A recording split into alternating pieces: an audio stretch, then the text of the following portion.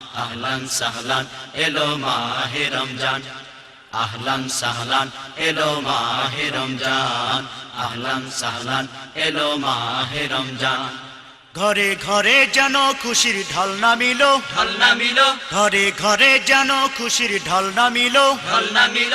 হিংসা বিদ্বেষ হৃদয় থেকে মুছে ফেলো, হিংসা বিদ্বেষ হৃদয় থেকে মুছে ফেলো। কত মাস গত হয়ে এলো যে রমজান, কত মাস গত হয়ে এলো যে রমজান, রমজান যে চিনতে পেল সেই তো ভাগ্যবান। আহলান সাহলান এলো মাহে রমজান। সুপ্রিয় দর্শক শ্রোতা, আসসালামু আলাইকুম রহমতুল্লাহি ওবরাকাতুহু। আশা করি দূরে এবং নিকটস্থ ভাই ও বোনেরা ভালো আছেন।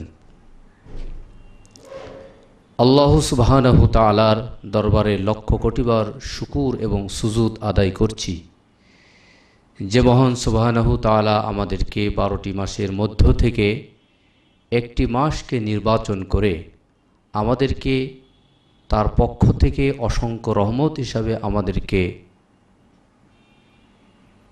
আমাদেরকে হাদিয়া হিসাবে দান করেছেন। সে মাসটির নামই হলো পবিত্র মাহে রমজান। এই রমজানের আনন্দের বারতা পৃথিবীর প্রত্যেকটা মুসলিমের ঘরে ঘরে প্রতি বছরই বয়ে নিয়ে আসে।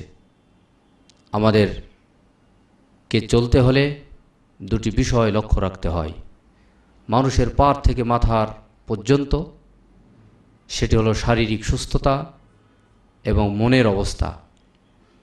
মন যদি ভালো থাকে মানুষের সকল কিছু কাজে মন বসে, আর মন যদি ভালো না থাকে তাহলে কোনো কাজেই মন বসে না। এই জন্যে মনকে পুত ও পবিত্র রাখতে হলে কোরআন এবং হাদিসের শ্বাস অনুযায়ী আমাদের চলা দরকার। এজন্যে মনে যদি প্রশান্তি আনতে হয় আল্লাহ নামের জিকির আদায় করতে হয়। আলা বি জিক্রিল্লাহি ওয়া তাতমাইন্নুল কুলুব। আল্লাহর জিকিরের দ্বারা মনে প্রশান্তি আসে। প্রিয় ভাইরা আমার, আজকে আমাদের স্টুডিওতে আলোচনার জন্য তৈরি আছেন বাংলাদেশের ঐতিহ্যবাহী বিদ্যাপীঠ কুষ্টিয়া ইসলামী বিশ্ববিদ্যালয়ের অধ্যয়নরত মেধাবী ছাত্র মাওলানা আবদুল্লাহ আল বাকি। আজকের বিষয় শারীরিক ও মানসিক বিকাশে রমজানের ভূমিকা। আজকের বিষয় শারীরিক ও মানসিক বিকাশে রমজানের ভূমিকা। নাহমাদুহু ওয়া নুসাল্লি আলা রাসূলিহিল কারীম, ওয়াসসালাতু ওয়াসসালামু আলা সাইয়্যিদিল মুরসালিন ওয়া আলা আলিহি ওয়া আসহাবিহি ওয়ান নাসি আজমাইন, আম্মা বাদ। দেশে এবং দেশের বাইরে সুপ্রিয় দর্শক শ্রোতা সকলকে আমার সালাম, আসসালামু আলাইকুম ওয়া রাহমাতুল্লাহ। আমরা সর্বপ্রথম সেই মহান আল্লাহ রব্বুল আলমিনের দরবারে শুকরিয়া জানাই যে মহান আল্লাহ রব্বুল আলমিন বরকতময় রহমতময় একটি মাসে আমাদের হায়াত রেখেছেন। এই মাসটি আমরা পেয়েছি, সেই কারণে মহান রবের দরবারে আমরা বিনয়ের সঙ্গে শুকরিয়া আদায় করি, আলহামদুলিল্লাহ। মাহে রমজান মাস একটি গুরুত্বপূর্ণ মাস। 12টি মাসের মধ্যে সবচেয়ে গুরুত্বপূর্ণ, সবচেয়ে মহত্বপূর্ণ যে মাস সেটা হলো মাহে রমজান। এই রমজান মাসে আকাশ থেকে রহমত অবারিত ধারায় নাজিল হয়, জান্নাতের দরজাগুলো খুলে দেওয়া হয়, জাহান্নামের দরজাগুলো বন্ধ করে দেওয়া হয় এবং কবরে আযাবগুলো বন্ধ করে দেওয়া হয়, শয়তানকে শিকল আবদ্ধ করা হয়। এই মাহে রমজান মাসে কেউ যদি একটি নফল ইবাদত করে সে একটি ফরজের সমান সওয়াব পায়, কেউ যদি একটি ফরজ ইবাদত করে 70টা ফরজের সমান সওয়াব পায়। কতই নে মর্যাদাপূর্ণ এই মাস। এই মাসের গুরুত্ব অনেক, আপনারা অনেক শুনেছেন। আজকে আমরা জানবো এই মাহে রমজানে কিভাবে সুস্থ থাকা যায়, কিভাবে মানসিক ও শারীরিকভাবে সুস্থ থাকা যায়। আমি দেখেছি অনেক মানুষকে যারা তাদের ছোট বাচ্চাকে রোজা রাখতে দেয় না, অথবা বাচ্চার বয়স 14 বছর, 15 বছর, 18 বছর, তাকেও শিশু বলা হয়। দেখেছি অনেক তথাকথিত আধুনিক পরিবারে, আধুনিক নামধারী কিছু পরিবারে 18 বছরের বাচ্চাদেরও মুখে ভাত খাওয়াই, হাত দিয়ে তুলে মুখে ভাত খাওয়াই। আমরা তো খাওয়ার পাল্লা দেই, শুধু খাই আর খাই। আজ দেখা যায় যে এই সকল ছোট ছোট বাচ্চাদের, তারা সেহরি খাবে বাবা মার সাথে, সম্পূর্ণ দিন রোজা রাখতে না পারলে দুপুরেই তারা হয়তো বা খেয়ে নেবে। এইভাবে আস্তে আস্তে একদিন সে রোজা রাখার শিক্ষা পেয়ে যাবে। আসলে আপনারা কি মনে করেছেন? আপনারা কি ভেবেছেন যে শুধু না খেয়ে থাকাটাই রোজা? হ্যাঁ, এটা রোজার সংজ্ঞা। শুভে সাদিক থেকে শুরু করে সূর্যাস্ত পর্যন্ত পানাহার এবং স্ত্রী সম্ভোগ থেকে বিরত থাকাই হলো রোজা। কিন্তু শুধু এই না খেয়ে থাকাই রোজা নয়। রোজা হলো একটি শিক্ষা, একটি ট্রেনিংয়ের মাস। রাসূল সাল্লাল্লাহু আলাইহি সাল্লাম বলেছেন, যে ব্যক্তি সুদ, ঘুষ, মিথ্যা, চুগলখুরি এই সকল কাজ ছাড়তে পারলো না, তার সারাদিন উপোসের না খেয়ে থাকার আল্লাহর কাছে কোনো প্রয়োজন নেই। তার মানে রোজা একটা শিক্ষা। সারাদিন তো না খেয়ে থাকবেনই, এরপরে যখন আপনার মুখের সামনে মিথ্যা এসে যাবে তখন আপনি মনে করবেন আনা সাইমুন, আমি একজন রোজাদার, আমি মিথ্যা কথা বলতে পারবো না। কারণ মিথ্যা কথা বললে সারাদিনের না খেয়ে থাকাটা বিফলে চলে যাবে। যখন আপনি সুদ নিতে যাবেন, ঘুষ নিতে যাবেন, তখন আপনি মনে করবেন যে আমি একজন রোজাদার, আমি সুদ ঘুষ নেব না। যখন আপনি একটা পরনারীর দিক তাকাবেন, তখন আপনি মনে করবেন আমি একজন রোজাদার, আমি পরনারীর দিকে তাকাবো না। যখন আপনি মিথ্যা বলতে যাবেন, খারাপ কাজ করতে যাবেন, তখনই আপনার মনে হবে যে আমি একজন রোজাদার। এমনইভাবে রোজা একটা শিক্ষার মাস। আপনার সন্তানকে শুধু রোজা তো না খাওয়ানোর জন্য আসে নাই, শিক্ষা দিতে এসেছে। আর এই রোজার গুরুত্ব এতই, আল্লাহ পাক বলেছেন আকিমুস সালাত, তোমরা নামাজ পড়ো। কিভাবে নামাজ পড়বো সেটা হাদিস থেকে জেনে নিতে হচ্ছে। আল্লাহ পাক বলছেন তোমরা হজ করো, তোমরা জাকাত দাও। কিন্তু কিভাবে হজ করব, কিভাবে জাকাত দিব, সেটা পবিত্র কোরআনে বিস্তারিত আসে নাই। কিন্তু একমাত্র, শুধুমাত্র, কেবলমাত্র একটি ইবাদত, সেটা হলো রোজা, সেটা হলো সিয়াম। আল্লাহ পাক বিস্তারিত পুঙ্খানুপুঙ্খভাবে এটা তিনি পবিত্র কোরআনই বর্ণনা করে দিয়েছেন। তিনি নিজেই বলেছেন। তাই তো তিনি বলেছেন হাদিসে কুদসি, আস-সাওমুলি ওয়া আনা আজজিবি, এই রোজা হলো আমার জন্য, আর যে ব্যক্তি রোজা থাকে, যে ব্যক্তি রোজা রাখে, সে আমার জন্য রাখে। মনে করুন একজন মানুষ নামাজ পড়লো, সে তার পিতার ভয়ে নামাজ পড়তে পারে। একজন মানুষ আমাদের সামনে নামাজ পড়লো, সে তার শিক্ষকের ভয়ে নামাজ পড়তে পারে, শিক্ষককে দেখানোর জন্য। একজন মানুষ হজ করলো, সে এলাকাবাসীকে দেখানোর জন্য হজ করতে পারে। একজন মানুষ জাকাত দিল, সে দানবীর হওয়ার জন্য জাকাত দিতে পারে। কিন্তু একজন মানুষ কোনো মানুষকে দেখানোর জন্য সারাদিন না খেয়ে থাকবে, এটা নিছক পাগলামি ছাড়া আর কিছু না। যদি সে তার স্ত্রীকে দেখানোর জন্য রোজা রাখে বা পিতামাতাকে দেখানোর জন্য রোজা রাখে, তাহলে তার পিতামাতার অন্তরালে, তাদের চোখের আড়ালে সে টয়লেটে গিয়ে অথবা হোটেলে গিয়ে, পর্দার আড়ালে গিয়ে সে খেয়ে আসবে। আর যে ব্যক্তি আল্লাহর জন্য রোজা রাখে, সে প্রচণ্ড তৃষ্ণার মাঝেও তার সামনে পানি, শরবত, অনেক খাবার, পেটে ক্ষুধা হাহাকার করতেছে, এরপরও সে আল্লাহর হুকুম হয় না, খাইতে পারতেছে না। কার জন্য? আল্লাহর ভয়ে। আল্লাহর প্রতি ভালোবাসা, আল্লাহর প্রতি বিশ্বাস বেশি তার। তাই এই রোজা আল্লাহর জন্য, আর যে ব্যক্তি রোজা রাখে আল্লাহ তার পুরস্কার দিবেন। আল্লাহ নিজেই তার জন্য পুরস্কার, এর থেকে আর বড় চাওয়া, বড় পাওয়া আর কি? তাই রোজা রাখলে অসুস্থ হয়ে পড়ে না। রোজা একটি ইবাদত। চিকিৎসা বিজ্ঞানীরা বলছে মানুষের মধ্যে পাকস্থলী, হার্ট, এরপরে ফুসফুস যা আছে, আমাদের যা দ্বারা আমাদের শরীর পরিচালনা হয়, রক্ত চলাচল, এগুলো স্বাভাবিকভাবে 3 মাস যদি একজন মানুষ না খেয়েও থাকে, স্বাভাবিকভাবে এগুলো 3 মাস পর্যন্ত চলাচল করে। আর রমজানে তো আমরা না খেয়ে থাকি না, শুধুমাত্র 12 থেকে 14 ঘন্টা আমরা পানাহার অফ রাখি। এতে তো কোনো অসুবিধা হওয়ার কথা না। আরও আমরা তো ভাবি শুধু খেলেই শক্তিশালী হব, আসলে তা নয়। আমাদের শরীরের মধ্যে মেয়াদি ফ্যাট আছে, আমাদের শরীরে মেয়াদি সুগার আছে 1 বছর মেয়াদি, আমাদের শরীরে মেয়াদি ভিটামিন আছে। আমরা তো খাই আর বসে থাকি। যখন বসে থাকি, কঠোর পরিশ্রম না করি, তখন এগুলো ব্যবহৃত হয় না। আর 1 বছর পরে যখন এগুলো বেশি থাকে, তখন ওই ফ্যাটগুলো, ওই সুগারগুলো, ওই ভিটামিনগুলো বিষে পরিণত হয়, টক্সিন হয়। আর এগুলি শরীরের মধ্যে রোগ বাড়ায়। আর যখন আমরা রোজা থাকি তখন এই বিষগুলো শরীর থেকে বের হয়ে যায় আস্তে আস্তে। যখন আমাদের পেটে খাবার না থাকে তখন এই বিষগুলো বের হয়ে যায় এবং আমাদের যেগুলো ভিটামিন বেশি থাকে সেই ভিটামিনগুলো বেশি বেশি ক্ষয় হয়ে যায়, তখন মানুষ সুস্থ থাকে। রোজা রাখলে অসুস্থ হয় না।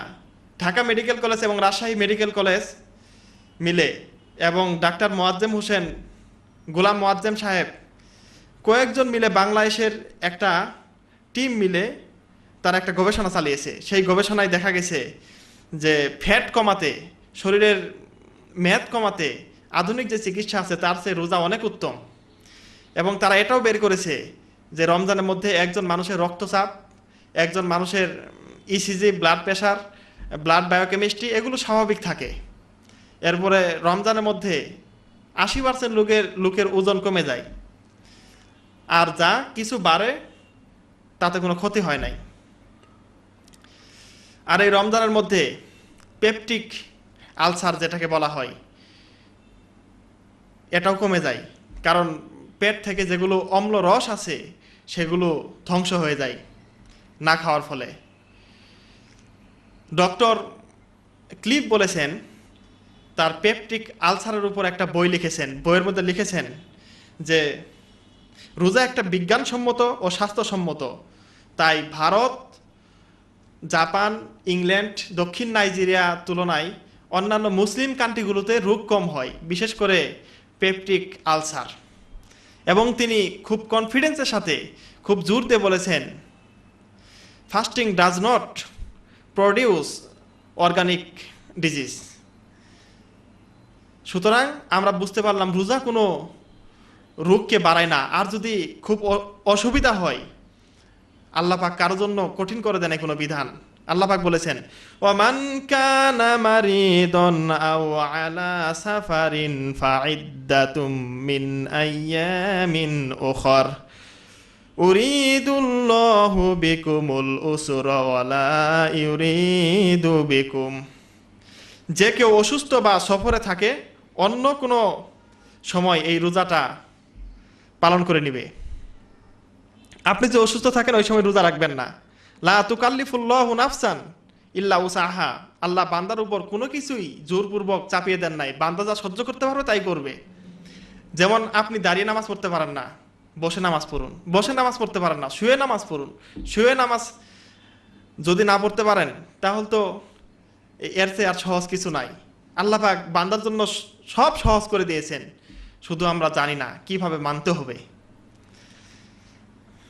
আর এই রোজা যদি আমরা রাখি তাহলে আমাদের শরীর থেকে বাত রোগ, বহুমূত্র, অজীর্ণ এবং হৃদরোগ এ সকল কমে যাবে।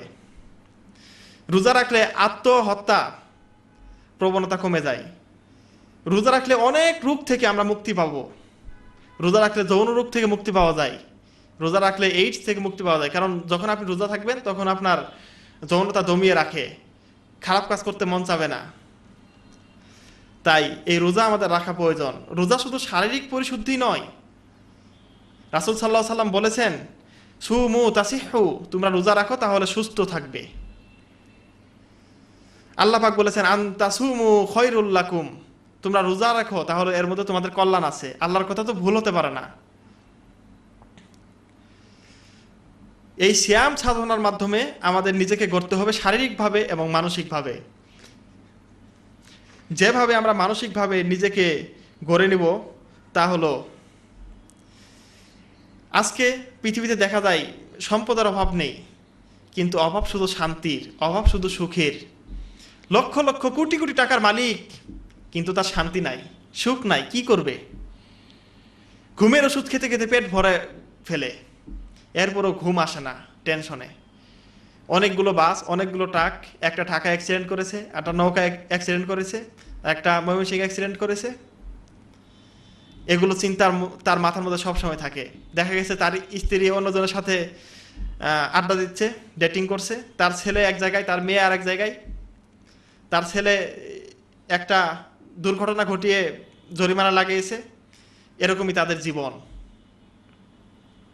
শুধু সম্পদ থাকলেই শান্তি থাকে না। রাসূল সাল্লাল্লাহু আলাইহি ওয়াসাল্লামের ঘরে 2 দিন 3 দিন সম্পদ থাকতো না, খাবার থাকতো না, এক টুকরো খেজুর তারা মুখে দিতে পারতেন না, 3 দিন পর্যন্ত চুলায় আগুন ধরতো না। সেই ঘরে কিন্তু শান্তির অভাব ছিল না। সেই ঘরে ছিল ভালোবাসায় পরিপূর্ণ। ভালোবাসা যেখানে, শান্তি সেখানে। আর ভালোবাসা যেখানে নাই, শান্তি সেখানে নাই। আর ভালোবাসা সেখানেই, ইসলাম আছে যেখানে। আল্লাহ পাক তাই বলেছেন, শান্তি কোথায় তোমরা শুনে রাখো, আলা বিযিকিরিল্লাহি তাতমাইন্নুল কুলুব। আমার বান্দারা, তোমরা শুনে রাখো, শান্তি হলো আল্লাহ রব্বুল আলামিনের জিকিরের মধ্যে। তোমরা শান্তি কোথায় খুঁজো, কোথায় যাও? তোমরা আজকে শান্তির জন্য হাহাকার করতেছো, শান্তি কোথায় পাবে তা হলো বলে দিচ্ছি। আল্লাহর আইন যদি মানো, আল্লাহর জিকির যদি করো, তাহলে তোমরা শান্তি পাবে। আর আল্লাহর জিকির কি? আল্লাহর জিকির হলো আল্লাহর আইন। আফদালুজ যিকরি লা ইলাহা ইল্লাল্লাহ। এই লা ইলাহা ইল্লাল্লাহ বলার কারণে কত নবী মার খেয়েছেন। আমাদের নবী মুহাম্মদ রাসূলুল্লাহ সাল্লাল্লাহু আলাইহি ওয়াসাল্লাম কত রক্ত ঝরিয়েছেন। নাই কোনো ইলাহ, নাই কোনো প্রভু, নাই কোনো হুকুমদাতা, নাই কোনো আইনদাতা, একমাত্র আল্লাহ রব্বুল আলামিন ছাড়া। এই কথাই, এটাই সবচেয়ে বড় জিকির। এই জিকির যদি আমরা সমাজে কায়েম করতে যাই, আমাদের অনেক বাধা আসবে, অনেক বিপত্তি আসবে। এই বাধাকে মারিয়ে, পাহাড় সম বাধাকে মারিয়ে আমাদের লা ইলাহা ইল্লাল্লাহ এর সঠিক ব্যাখ্যা জানতে হবে এবং তা সমাজে প্রয়োগ করতে হবে। আল্লাহর আইন অনুযায়ী সমাজ চালাইতে হবে। আল্লাহর আইন অনুযায়ী যদি সমাজ চলে, তাহলে কি হবে? তাহলে 4 দফা কাজ করবে। আল্লাহ পাক বলেছেন, আল্লাযীনা ইম্মাক্কান্নাহুম ফিল আরদ আকামুস সালাত ওয়া আতুজ যাকাতা ওয়া আমারু বিল মা'রুফ ওয়া নাহাউ আনিল মুনকার। আল্লাহ রাব্বুল আলামিন তার কোনো বান্দাকে যদি ক্ষমতায় দেন, তখন তার কাজ হলো 4 দফা কাজ করবে। প্রথম কাজ হলো সে সমাজের মধ্যে নামাজ প্রতিষ্ঠা করবে। শুধু নিজে নামাজ পড়বে না। আল্লাহ পাক নামাজ পড়ার কথা বলেন নাই, তিনি 82 বার বলছেন আকিমুস সালাত, তোমরা নামাজ কায়েম করো। তিনি শুধু 2টি আয়াতে বলেছেন ফাসল্লি, তোমরা নামাজ পড়ো। এর মধ্যে একটি হলো ইন্না আ'তাইনাকাল কাউসার ফাসল্লি লিরাব্বিকা ওয়ানহার ইন্না শানিয়াকা হুয়াল আবতার। তিনি এখানে বলেছেন ফাসল্লি রব্বিকা ওয়ানহার, তোমরা রবের জন্য নামাজ পড়ো। আর তিনি 82 বার বলেছেন তোমরা নামাজ কায়েম করো এবং যাকাত প্রদান করো, সৎ কাজের আদেশ দাও, অসৎ কাজ থেকে তোমরা বিরত থাকো এবং বিরত রাখো।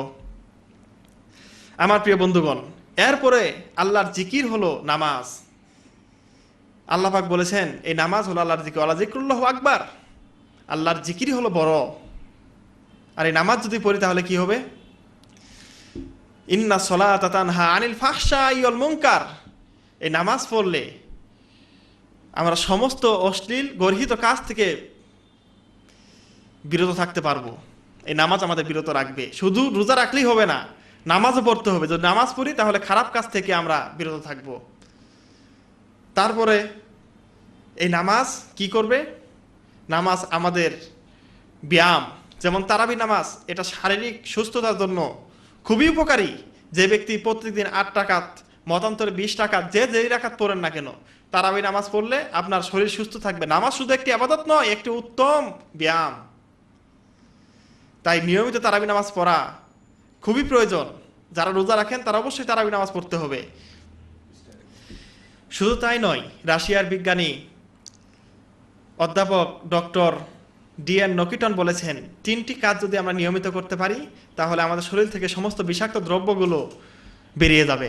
একটি হলো অধিক পরিশ্রম, বেশি বেশি পরিশ্রম করতে হবে এবং সেই সাথে আমাদের অধিক ব্যায়াম করতে হবে। তারপর আমাদের অন্ততপক্ষে মাসে 1টি রোজা রাখতে হবে। তাহলে আমাদের শরীর থেকে বিষাক্ত যেগুলো দ্রব্য আছে সেগুলো বের হয়ে যাবে। তাহলে আমরা বুঝতে পারলাম রমজান বিজ্ঞানের জন্য, বিজ্ঞানের কাছে কেমন। শুধু বিজ্ঞানের কাছে কেন, আমাদের কি মনে হয় না কোরআন একটা বিজ্ঞান? অল কোরআনিল হাকিম, আল্লাহ পাক শপথ করে বলেছেন এই কোরআন হলো বিজ্ঞানময়। আল্লাহর কথা, এই কোরআনই তো বিজ্ঞানের উৎস, বিজ্ঞানের মূল। এই কোরআন একটা জিকির, শুধু বিজ্ঞান নয়। আল্লাহ পাক বলছেন ইন হুয়া ইল্লা যিকরুল লিল আলামিন, এই কোরআন হলো বিশ্ববাসীর জন্য উপদেশ, জিকির। আর এই কোরআন কেমন জিকির, কেমন সম্মানিত, তিনি যার উপর নাজিল হলেন তিনি হলেন মহামানব বিশ্বনবী হযরতে মুহাম্মদ রাসূলুল্লাহ সাল্লাল্লাহু আলাইহি ওয়াসাল্লাম। আর যেই মাসে নাজিল হলেন সেই মাসের বরকতটা জানবেন তো? কোন মাসে নাজিল হলেন? আল্লাহ পাক বলেন শাহরু রমাদান আল্লাযী উনজিলা ফীহিল কুরআন, এই কোরআন বলছে আমি রমজান মাসে নাজিল হয়েছি, আর সেই মাসটা বরকতময় মাস, সেই মাসটা রহমতময় মাস। সেই মাসে কেউ একটি নফল ইবাদত করলে একটি ফরজের সমান সওয়াব হয়, আর কেউ একটি ফরজ ইবাদত করলে আল্লাহ রাব্বুল আলামিন 70টা ফরজের সমান সওয়াব দিয়ে দেন। সেই বরকতময় রহমতময় মাসে আমি নাজিল হয়েছি। এরপর কোরআন বলছে শুধু তাই নয়, আমি যেই রাতে নাজিল হয়েছি সেই রাতটার গুরুত্ব তোমরা জানো কি? শোনো সেই রাতটি কি। সেই রাতটি হলো ইন্না আনজালনাহু ফি লাইলাতিল কদর, নিশ্চয় আমি নাজিল হয়েছি একটি সম্মানিত রাত্রিতে। ওয়া মা আদরাকা মা লাইলাতুল কদর, তোমরা কি জানো সেই সম্মানিত রাত্রিটি কি? আমরা বললাম না, জানি না। তুমি বলো সেই সম্মানিত রাত্রিটা কি?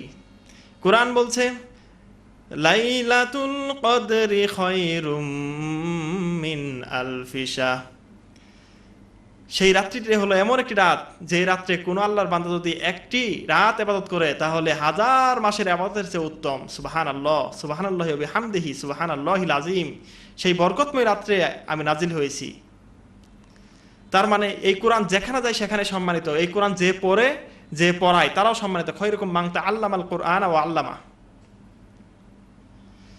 রাসূল সাল্লাল্লাহু আলাইহি ওয়াসাল্লাম বলেছেন যে ব্যক্তি কোরআন নিজে শিক্ষা দেয় এবং অপরকে শিখায় তারা উভয় সম্মানিত। তাই এই পবিত্র কোরআনের এতই সম্মান, রাসূল সাল্লাল্লাহু আলাইহি ওয়াসাল্লাম বলেছেন আফদালুল ইবাদাত তিলাওয়াতুল কোরআন, উত্তম ইবাদত হলো তিলাওয়াতে কোরআন, কোরআন তেলাওয়াত করা। এই পবিত্র কোরআন তেলাওয়াত করলে সওয়াব, কোরআন ধরলে সওয়াব, এই কোরআন আমরা যদি মেনে চলি তাও সওয়াব। যেদিকে যায় না কেন এই কোরআন এমন একটা কিতাব যার চতুর্পাশে সব দিক দিয়ে সে ছড়ানো। মুখস্থ করলে সওয়াব, এটা বুঝে বুঝে পড়লে এর মধ্যে বিজ্ঞান পাওয়া যায়, এর মধ্যে অর্থনীতি, রাজনীতি সব পাওয়া যায়।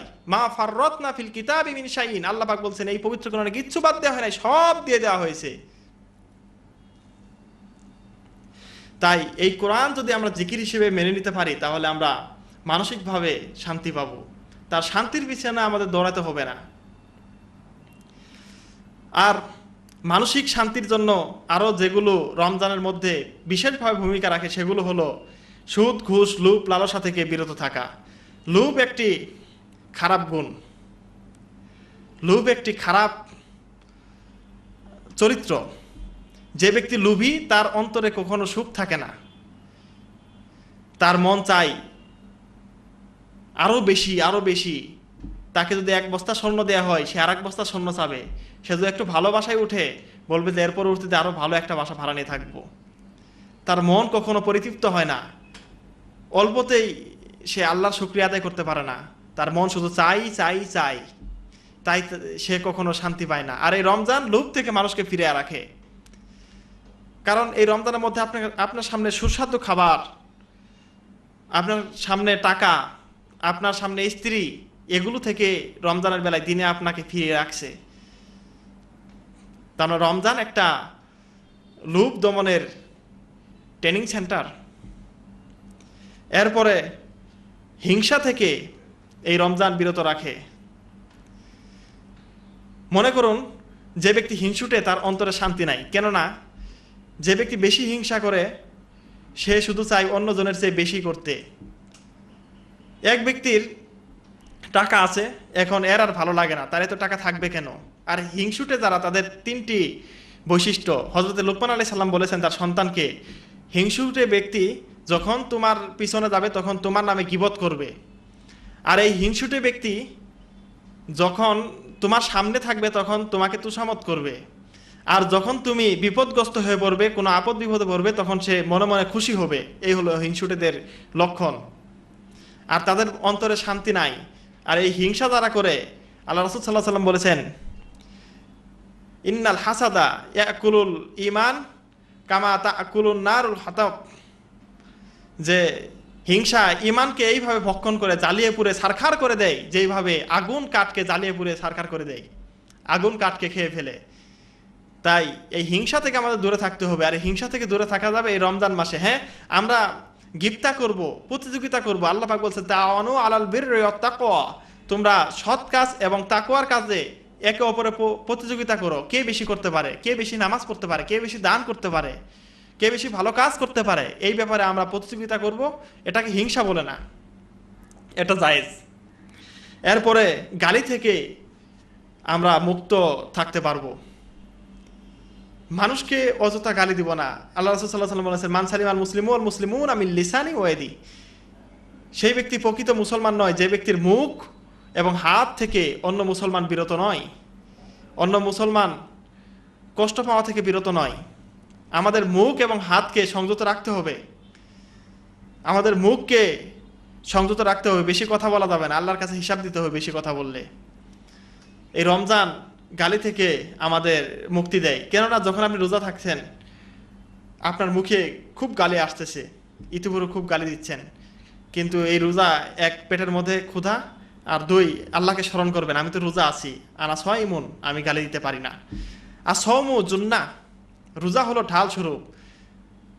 যেমন ঢাল যেমন যুদ্ধক্ষেত্র থেকে মানুষকে, একজন যোদ্ধাকে অনেকভাবে সাহায্য করে, অনেকভাবে মুক্তি দেয়, তেমনি এই রোজা আমাদের মানসিক শারীরিকভাবে অনেক রোগ থেকে, ব্যাধি থেকে আমাদের মুক্তি দেয় এবং জাহান্নামের আগুন থেকে আমাদের মুক্তি দেয়।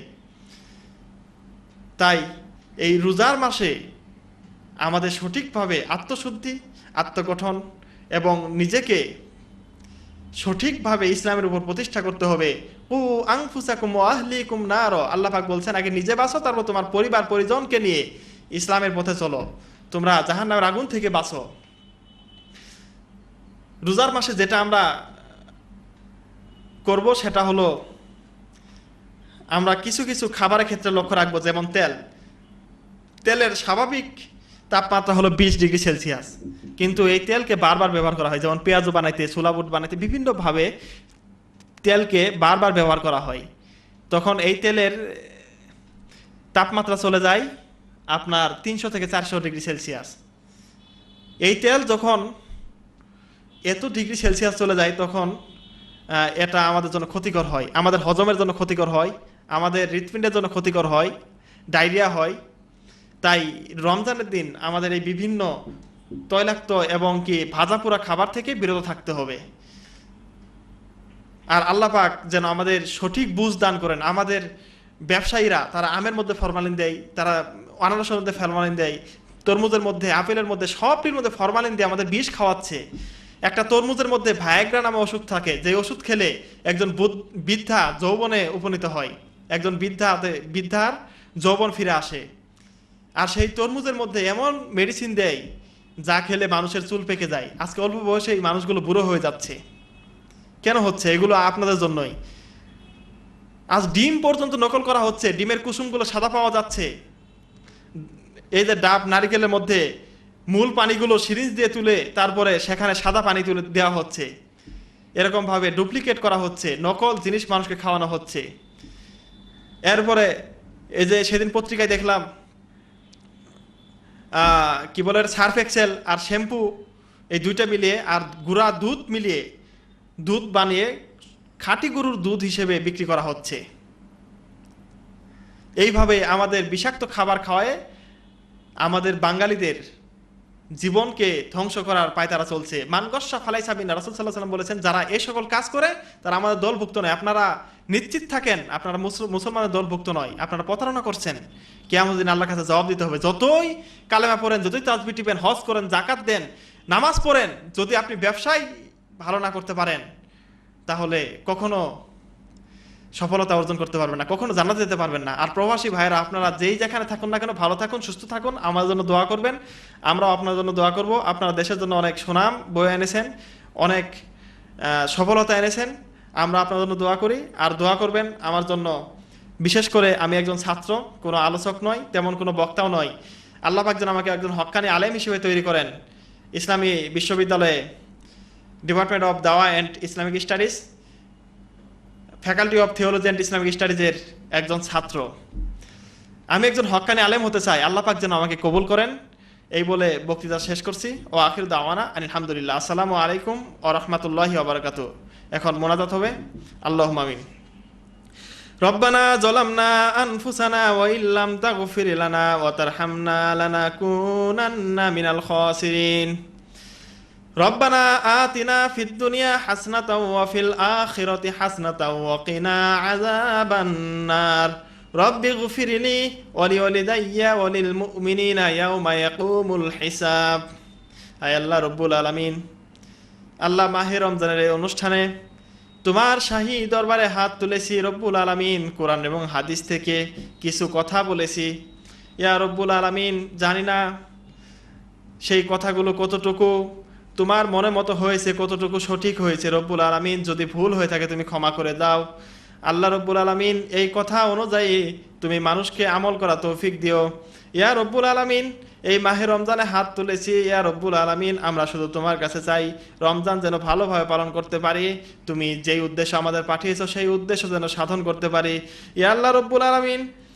আজকে এই রমজান মাসে আমরা জানি কবরের আযাব নাকি বন্ধ করে দেয়া হয়। ইয়া আল্লাহ, আমাদের দাদা দাদি, নানা নানি, শ্বশুর শাশুড়ি যারা অন্ধকার কবরে শায়িত আছে, আমাদের দোয়ার অপেক্ষা আছে রব্বুল আলামিন। তোমার কাছে আকুলভাবে নিবেদন জানাই, আবেদন জানাই ইয়া আল্লাহ, তাদের কবরে আযাবকে এই রমজানের ওসিলায় চিরতরে বন্ধ করে দাও ইয়া আল্লাহ। তাদেরকে তুমি জান্নাতে প্রবেশ করাও ইয়া রব্বুল আলামিন।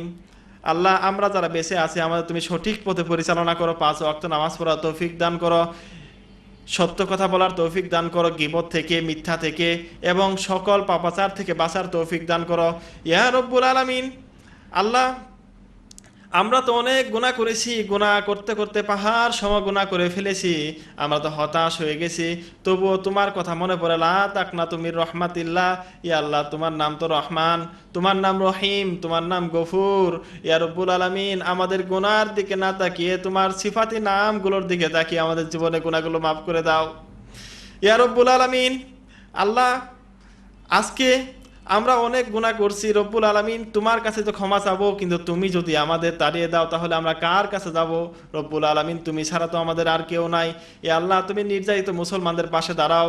এ আল্লাহ, যারা নির্যাতিত হচ্ছে রব্বুল আলামিন, তাদেরকে তুমি এই নির্যাতন থেকে বেরিয়ে আসা তৌফিক দান করো, তাদেরকে তুমি শক্তি দাও আল্লাহ। আর যারা শহীদ হয়েছে, শহীদকে তুমি জান্নাত দিয়ে দাও রব্বুল আলামিন। আল্লাহ, আমাদের জীবনের সমস্ত ইবাদতগুলো তুমি কবুল করে নাও আল্লাহ। আমরা যখন মৃত্যুবরণ করব ইয়া রব্বুল আলামিন, আমাদের তুমি শাস্তি দিও না, তোমার কঠিন আযাব আমরা সহ্য করতে পারবো না ইয়া রব্বুল আলামিন। আমাদের মরণের পরে তুমি আমাদের সাথী হয়ে যাও রব্বুল আলামিন। আমাদের মৃত্যুর পরে আমাদের হিসাব নিকাশ সব সহজ করে দিও। রব্বানা তাকাব্বাল মিন্না ইন্নাকা আনতাস সামিউল আলিম ওয়া তুব আলাইনা ইন্নাকা আনতাত তাওয়াবুর রহিম। সুবহানা রাব্বিকা রাব্বিল ইজ্জাতি আম্মা ইয়াসিফুন ওয়া সালামুন আলাল মুরসালিন ওয়ালহামদুলিল্লাহি রাব্বিল আলামিন বিরহমাতিকা ইয়া আরহামার রাহিমিন। আসসালামু আলাইকুম ওয়া রাহমাতুল্লাহ।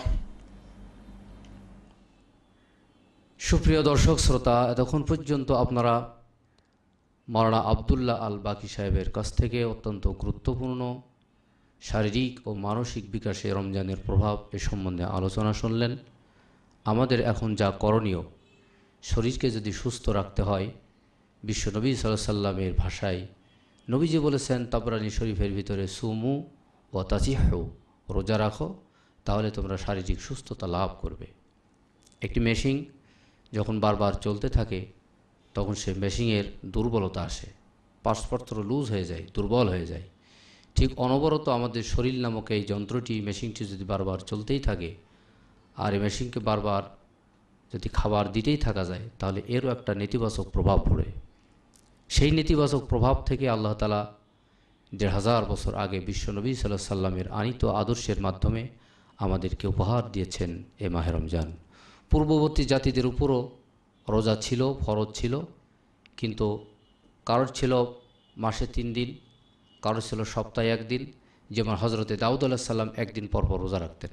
বিভিন্ন কওমের জন্য, বিভিন্ন গোত্রের জন্য বিভিন্নভাবে রমজানের রোজা ফরজ ছিল। আল্লাহ তাআলা রাসূল আকরাম সাল্লাল্লাহু আলাইহি সাল্লামের একদম আল্লাহর কাছ থেকে মেরাজ থেকে ফিরে এসে একটি মাস আমাদেরকে আল্লাহ তাআলা উপহার দিয়েছেন। আসুন আমরা যদি এই মাহে রমজানকে, সিয়ামকে যদি জীবনের সঙ্গে সুন্দর করে জড়িয়ে নিই, রোজার শিক্ষা যদি আমরা সঠিকভাবে গ্রহণ করতে পারি, তাহলে আমাদের জন্য অনেক অনেক উপকার হবে, কল্যাণ হবে। শারীরিক এবং মানসিক বিকাশে রমজানের প্রভাব অত্যন্ত বেশি। এই জন্য রমজানের শিক্ষা নিয়ে আল্লাহ আমাদের সকলকে কোরআন এবং হাদিসের উপর চলবার তৌফিক দান করেন। আমরা যেন জান্নাতের সৌভাগ্যশীল অথবা জান্নাতের সৌভাগ্যশীলা হতে পারি। আল্লাহ আমাদের তৌফিক দান করুন। আমিন। আসসালামু আলাইকুম ওয়া রাহমাতুল্লাহ।